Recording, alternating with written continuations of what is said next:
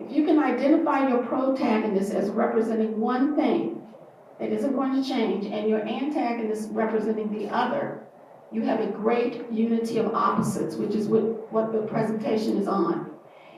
If the protagonist changes, like say you say your unity of opposites is alcoholic versus non-alcoholic or sober, and then in the middle of the movie, and say your protagonist is an alcoholic, and in the middle of the movie your protagonist becomes sober, that was not your unity of opposites. Now that can happen in your movie, but that wasn't your unity of opposites. Okay?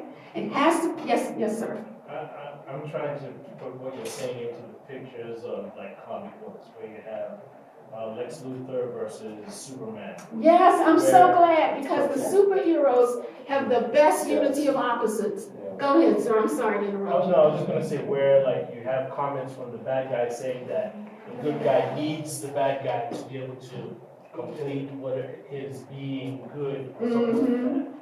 Well, the only reason I'm not going to comment on that particular scenario is because I need to read the whole story to make sure they did it right. However, Superman has a great unity of opposites, and it's always the same in every movie. So, and it's in this presentation. I don't think we'll get that far because I have a time limit. But can anyone tell me what the unity of, who would be the antagonist? We know that Superman's a protagonist. And what would be the unity of opposites between his antagonist, no matter who it was, if it was his chief antagonist, and Superman? And so in order to do that, we have to identify Superman. What do we think Superman is? He's what?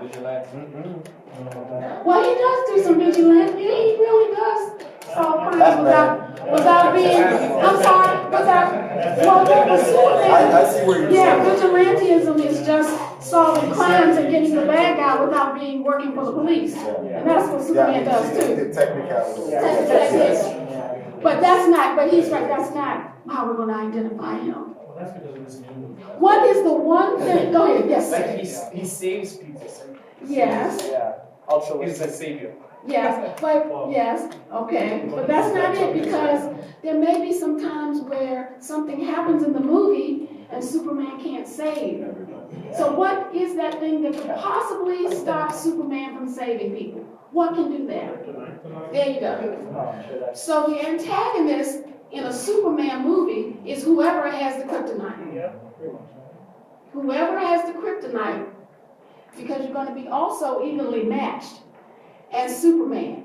That's the only thing that'll get Superman, is that kryptonite. So you don't have that kryptonite, he can save you.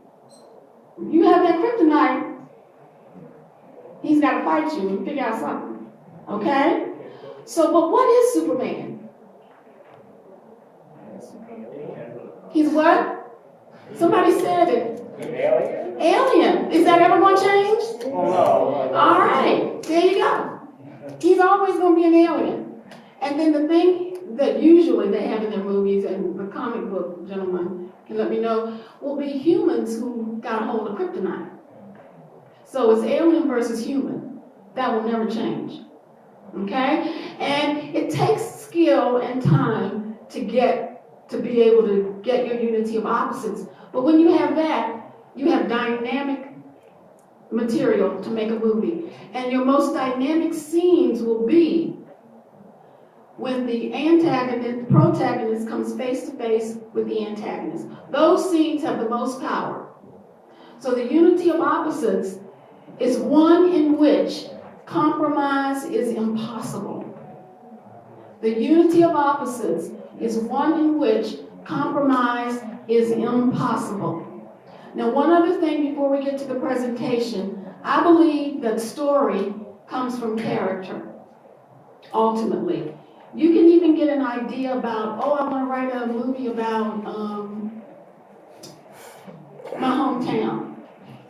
After you get that idea, well, who lives in the hometown? And what are they going to do? So you have to have a character. Characters, and you can write this down, have